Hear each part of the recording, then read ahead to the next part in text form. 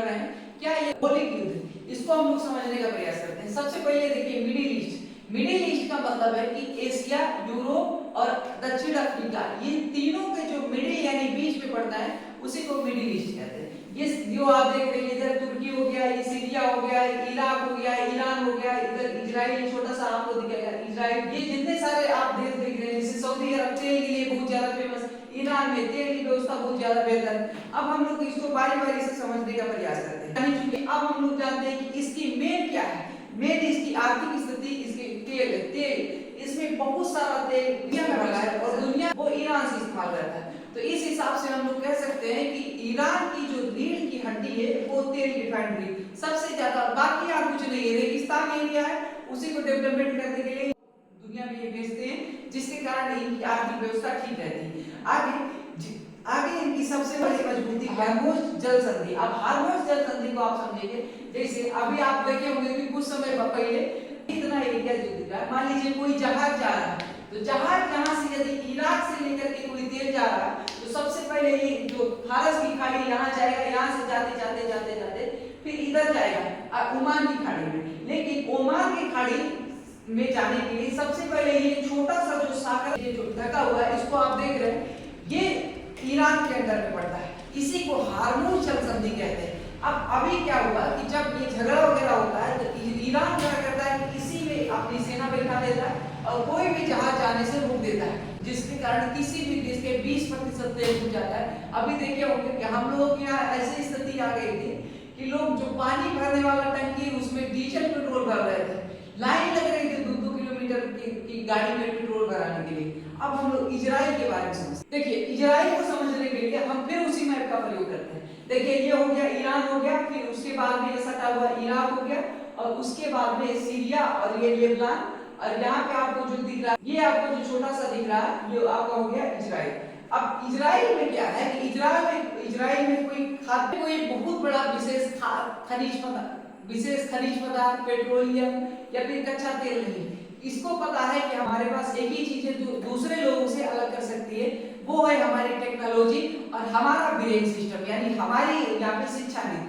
अब इजराइल क्या करता है, इजराइल की जो डिफेंस सिस्टम है, बहुत छोटा सा देश है लेकिन इसका डिफेंस सिस्टम इतना मजबूत है, इसके पड़ोसी देश दुश्मन होने के बावजूद भी इसे कुछ नहीं कर सकते, कुछ नहीं कर पाते। ये जो आपको दिख रहा है ये आयरन डोम मिसाइल बहुत भयानक आयरन डोम मिसाइल है, अपने आसपास की आने वाली जितनी मिसाइलें उन सबको मार देता है।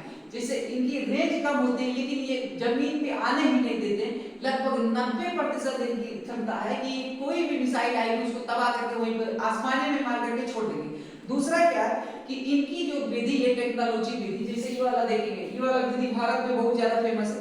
जैसे आप गुजरात में जाइए, हरियाणा में जाइए, खास करके राजस्थान एरिया में जाइए, इससे क्या होता है कि पौधों की जड़ों में पानी पहुंच जाता है, जिसमें बहुत सारा पानी बच जाता है, बहुत सारा पानी बच जाता है। तो इजराइल में क्या समस्या थी कि वहां जल की बहुत ज्यादा समस्या है। आज पीने के लिए यदि पानी इजराइल इस्तेमाल कर रहा है, जिसका 80% बात समुद्र से ले रहा है, समुद्र का जल लेकर के, पानी लेकर के उसको साफ करते उसके बाद में वो पीने योग्य बना। टेक्नोलॉजी के क्षेत्र में बहुत आगे है। आप इसके क्षेत्रफल की बात करेंगे, इजराइल की क्षेत्रफल की बात करेंगे तो हमारे एक छोटे से राज्य केरल से भी छोटा है, लेकिन टेक्नोलॉजी की बात करेंगे तो हमारे भारत से भी बड़ा टेक्नोलॉजी, हमारे भारत से भी आगे टेक्नोलॉजी के क्षेत्र में। अब आज तक आपने ये देखा होगा कि ईरान इजराइल बार बार आपने सुना, लेकिन आपको पता नहीं होगा कि कभी ये जानी दुश्मन हुआ करते थे। जानी दुश्मन का मतलब बहुत करीबी सुनते हैं कि इजराइल और ईरान कट्टर दुश्मन है, लेकिन आपको पता नहीं होगा कि ये एक पक्के दोस्त हुआ करते थे। जब इसका क्या नाम, हिटलर का जब शासन था तो उसने 60 लाख यहूदियों को मार दिया था।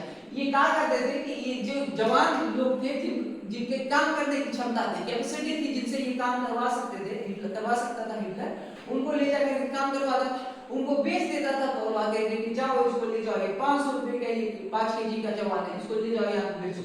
आज आपको लग रहा है कि इजराइल और ईरान आज कट्टर दुश्मन है, लेकिन कभी ये पक्के दोस्त हुआ करते थे। जब ये सेकेंड वर्ल्ड वॉर में जब हिटलर का शासन आया तो हिटलर ने बहुत सारे यहूदियों को मार दिया।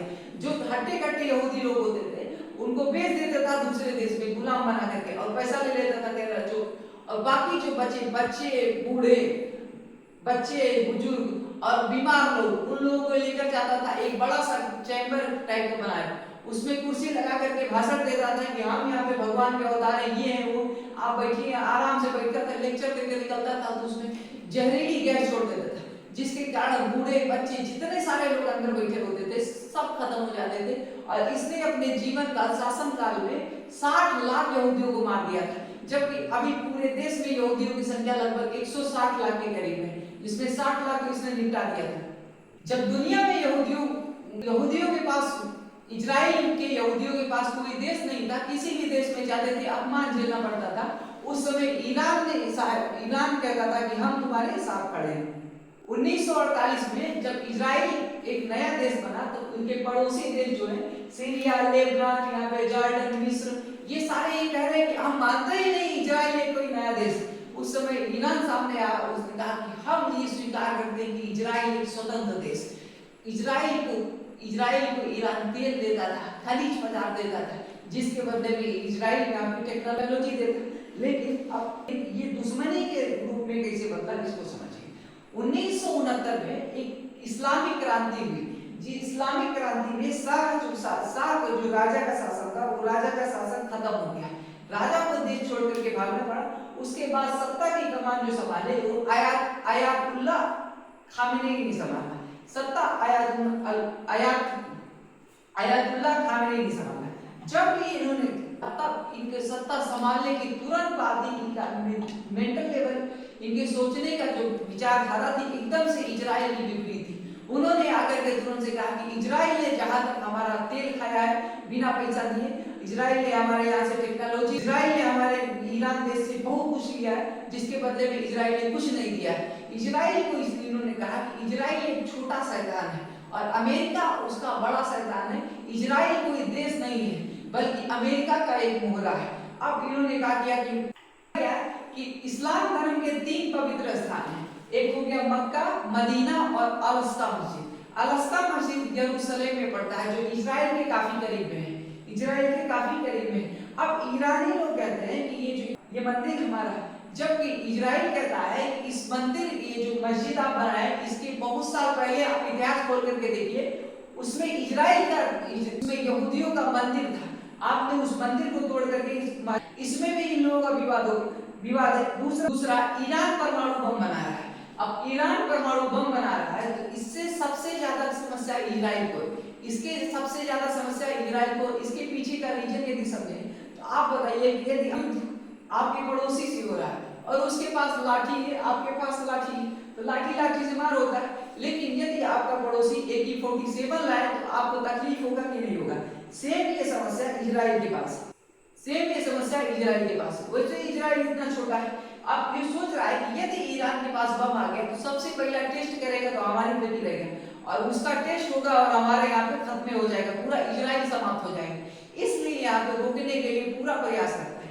अब इजराइल इसके लिए कदम क्या उठाता है? इजराइल की सबसे बेहतरीन खुफिया एजेंसी है मोसाद खुफिया एजेंसी। आप मान करके चलिए कि आधी सेना इजराइल की मोसाद ही है, खुफिया एजेंसी।